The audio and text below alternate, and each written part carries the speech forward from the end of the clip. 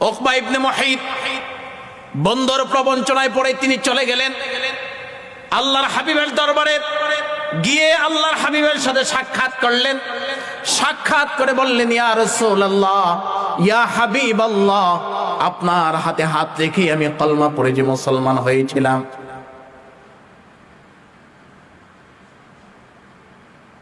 আজকে সেই কলমা আমি আপনাকে ফেরত দিয়ে গেলাম। আজ থেকে আমি আমার পূর্বের ধর্মে ফিরে গেলাম। আজ থেকে আর আমি মুসলমান রইলাম না। এই কথা বলে আল্লাহর হাবিবের চেহারা মোবারকের মধ্যে থুতু মেরে চলে আসছে। সঙ্গে সঙ্গে আল্লাহর হাবিবের চেহারাটা মলিন হয়ে গেছে।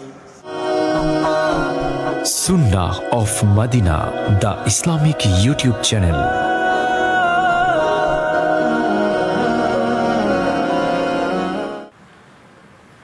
আল্লাহর হাবিবের যুগে একজন ব্যক্তি ছিলেন যার নাম উকবা ইবনে মুহিত, যিনি বড় ব্যবসায়ী ছিলেন। দূর দূরান্তে ব্যবসা করতেন। ব্যবসায় অনেক লভ্যাংশ নিয়ে তিনি মক্কায় ফিরে আসতেন। এই লভ্যাংশের কিছু অংশ তিনি আলাদা করে রাখতেন। মক্কায় এসে এক এক গোত্রকে এক একবার দাওয়াত দিয়ে তিনি খাবার খাওয়াইতেন। আজকে এই গোত্র, আগামীবার ওই গোত্র, এরপরের আরেক গোত্র, এভাবে তিনি খাওয়াইতেন। খাওয়াইতে খাওয়াইতে একবার তিনি এক গোত্র আসলো, যেটা আমার রাসূলের গোত্র। তিনি এই হাশিমি গোত্রের সবাইকে দাওয়াত করলেন। আল্লাহর হাবিবের কাছে গেলেন, ইয়া রাসূলুল্লাহ, আমার বাড়িতে অমুক দিন আপনাকে দাওয়াত। আল্লাহর হাবিব দাওয়াত কবুল করলেন। ঠিক আছে, আমি তোমার বাড়িতে যাব। দিন আসলো, হাশিমি গোত্রের সমস্ত মানুষগুলি দাওয়াত খাবার জন্য উকবা ইবনে মুহিতের বাড়িতে গেল। আল্লাহর হাবিব সাল্লাল্লাহু আলাইহি ওয়াসাল্লাম তিনি নিজেও গেলেন। সবার সামনে খাবার পরিবেশন করা হলো। আল্লাহর হাবিবের সামনেও খাবার দেওয়া হলো। সবাই খাবার নিয়ে বসা। একজন আরেকজনের দিকে তাকায়, আরেকজন আরেকজনের দিকে তাকায় যে মুহাম্মদ সাল্লাল্লাহু আলাইহি ওয়াসাল্লামকে আমরা ভালো না বাসলেও তো তিনি অনেক সম্মানিত একজন ব্যক্তি। সুবহানাল্লাহ বলো। নির্দ্বিধায় কাফের মুশরিকরা আল্লাহর হাবিবকে সম্মান করতে বাধ্য হতেন। তারা আশায় রইলেন যে আল্লাহর হাবিব আগে লোকমা নিবে, আমরা সবাই পরে নিব। কিন্তু আল্লাহর হাবিব লোকমা নিচ্ছেন না। উকবা ইবনে মুহিত তিনি গেলেন আল্লাহর হাবিবের কাছে, ইয়া রাসূলুল্লাহ, ইয়া হাবিবাল্লাহ, আপনি শুরু করলেই সবাই শুরু করবে। আল্লাহর হাবিব বললেন, উকবা, আমি তোমার দাওয়াত কবুল করেছি, তোমার বাড়ি পর্যন্ত এসেছি, কিন্তু তোমার ঘরের খাবার তো আমি খেতে পারবো না। তার চেহারা তার সাথে সাথে মলিন হয়ে গেল। ইয়া রাসূলুল্লাহ, এত মানুষ খাবার নিয়ে বসে আছে, এই মুহূর্তে আপনি যদি খাবার না খেয়ে উঠে যান তাহলে আপনার সাথে সবাই উঠে যাবে, কেউ আজকে আর খাবার খাবে না। আল্লাহর হাবিব বলেন, উকবা, তোমার ঘরে আমি খাবার গ্রহণ করতে পারি যদি তুমি আমার একটা শর্ত মেনে নিতে পারো। উকবা নিরুপায় হয়ে বলে, ইয়া রাসূলুল্লাহ, ইয়া হাবিবাল্লাহ, বলেন কি শর্ত? আল্লাহর হাবিব সাল্লাল্লাহু আলাইহি ওয়াসাল্লাম বলেন, একমাত্র তুমি যদি মুসলমান হও তাহলেই তোমার ঘরের খাবার আমি রাসূলুল্লাহ খেতে পারি। উকবা এবার মহা বিপদে পড়ে গেলেন। তিনি ডানে তাকান, বামে তাকান। আরবের যারা বড় বড় নেতা সবাই তো কুরাইশ বংশের, সবাই তো হাশিমি খানদানের। তিনি ডানে বামে পিছনে তাকান যে এত বড় নেতারা আজকে আমার বাড়িতে, কিন্তু তাদের কাছে আজকে আমি লজ্জায় পড়ে যাব না, এমনটা হতে পারে না। তিনি বললেন, জি ইয়া রাসূলুল্লাহ, আপনার শর্তে আমি রাজি। আল্লাহর হাবিব কালমা পড়ে মুসলমান বানায় নিলেন। সবাই খাবার দাবার শেষ করলো। আল্লাহর হাবিব চলে গেলেন। উকবা ইবনে মুহিত তিনিও আল্লাহর হাবিবের সাথে গেলেন। আল্লাহর হাবিবের দরবারে বসে তিনিও নূরের জবান থেকে আলোচনা শুনতেছেন। দরবার থেকে যখন বের হয়ে আসলো, উকবা ইবনে মুহাইতের সবচেয়ে প্রিয় একজন বন্ধু ছিল যার নাম উমাইয়া ইবনে খালদ। তিনি মুসলমান হন নাই, মুশরিক। তার সাথে দেখা হলো।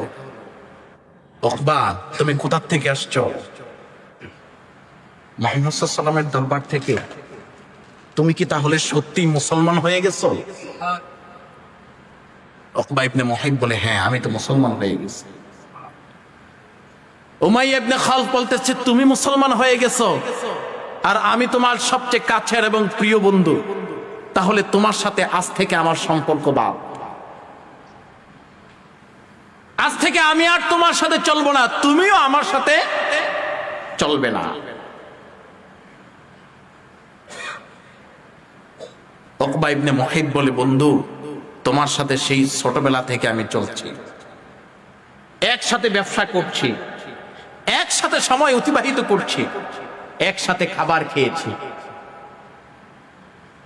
জীবনের এত লম্বা একটি সময় তোমার সাথে আমি অতিবাহিত করছি, কিন্তু আজকে তুমি আমার কাছ থেকে দূরে সরে যাবা আর আমি তোমাকে বন্ধু হিসাবে গ্রহণ করতে পারবো না, এটা আমার জন্য অনেক কষ্টের। উমাইয়া ইবনে খালদ বললেন যে আমার সাথে চলতে হলে, আমার সাথে থাকতে হলে, আমার সাথে ব্যবসা করতে হলে হয়তো তুমি আমাকে ছাড়তে হবে, নয়তো মুহাম্মদকে ছাড়তে হবে। একদিন দুই দিন এমন করে উমাইয়া ইবনে খালদ উকবা ইবনে মুহাইতকে এমন করে দিচ্ছে, তাকে বিভিন্ন কৌশলে মুহাম্মদ সাল্লাল্লাহু আলাইহি ওয়াসাল্লাম থেকে কেমন করে দূরে সরানো যায়।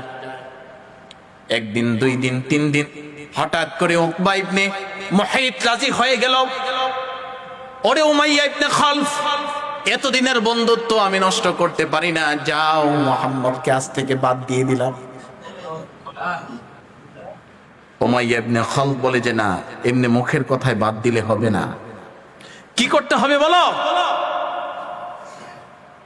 উমাইয়া ইবনে খালদ বলে, আজকে তুমি যাবা মুহাম্মদ সাল্লাল্লাহু আলাইহি ওয়াসাল্লামের দরবারে, গিয়ে তার সাথে দেখা করবা এবং তাকে বলবা, জি ইয়া রাসূলুল্লাহ, আপনার হাতে হাত রেখে আমি কলমা পড়ে যে মুসলমান হয়েছিলাম, সেই কলমা আজকে আপনার কাছে আবার ফেরত দিয়ে যাচ্ছি।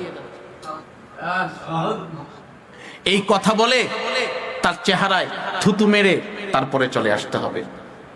যদি এই কাজ করতে পারো তাহলেই তোমার সাথে আমার বন্ধুত্ব থাকবে, নতুবা আজ থেকেই তোমার সাথে আমার বন্ধুত্ব শেষ। উকবা ইবনে মুহাইত বন্দর প্রবঞ্চনায় পড়ে তিনি চলে গেলেন আল্লাহর হাবিবের দরবারে। গিয়ে আল্লাহর হাবিবের সাথে সাক্ষাৎ করলেন। সাক্ষাৎ করে বললেন, ইয়া রাসূলুল্লাহ, ইয়া হাবিবাল্লাহ, আপনার হাতে হাত রেখে আমি কলমা পড়ে যে মুসলমান হয়েছিলাম,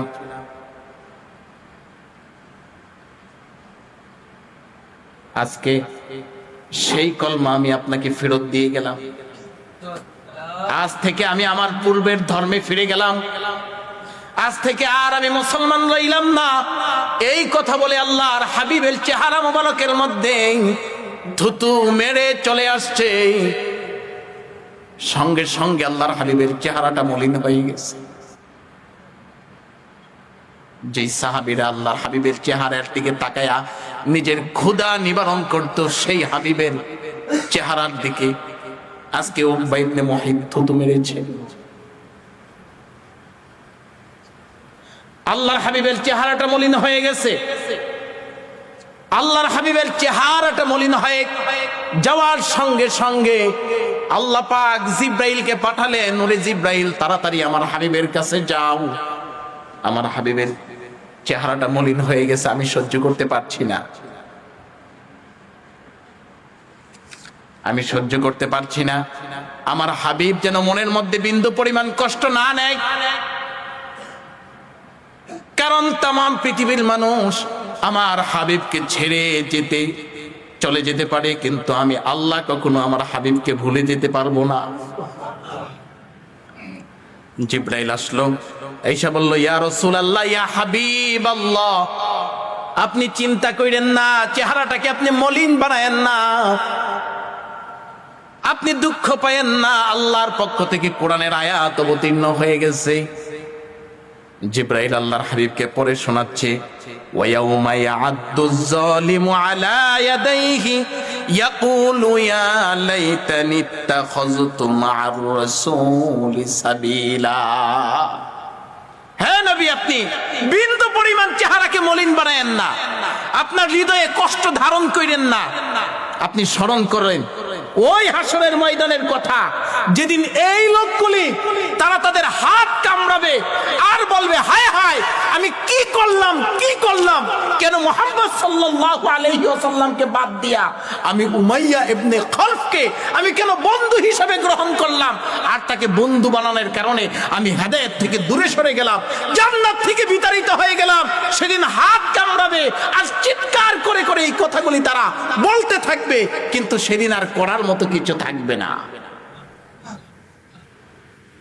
আজকে যারা আমরাও ভালো বন্ধু গ্রহণ করতে পারি না, খারাপ বন্ধু গ্রহণ করি, দুশ্চরিত্র মানুষের সাথে সঙ্গ দেই, অসৎ মানুষের সাথে সময় অতিবাহিত করি, যারা আমাদেরকে ভালোর দিকে আহ্বান করে না, খারাপের দিকে ধাবিত করে নিয়ে যায়, মারামারিতে লাগায় দেয়, ঝগড়া বিবাদে লাগায় দেয়, বিড়ি সিগারেট এরকম নেশাদ্রব্য গ্রহণ করার অভ্যস্ত বানায় দেয়, যারা আমাদের চরিত্রকে নষ্ট করে দেয়, চুরি শিখায়, পর আলোচনা শিখায়, ওই সকল ব্যক্তিদেরকে যদি আমরা বন্ধু হিসাবে গ্রহণ করি, তাহলে ওই উকবা ইবনে মুহাইতের হাসরের ময়দানে যেই অবস্থা হবে, আমাদেরও তেমনই অবস্থা।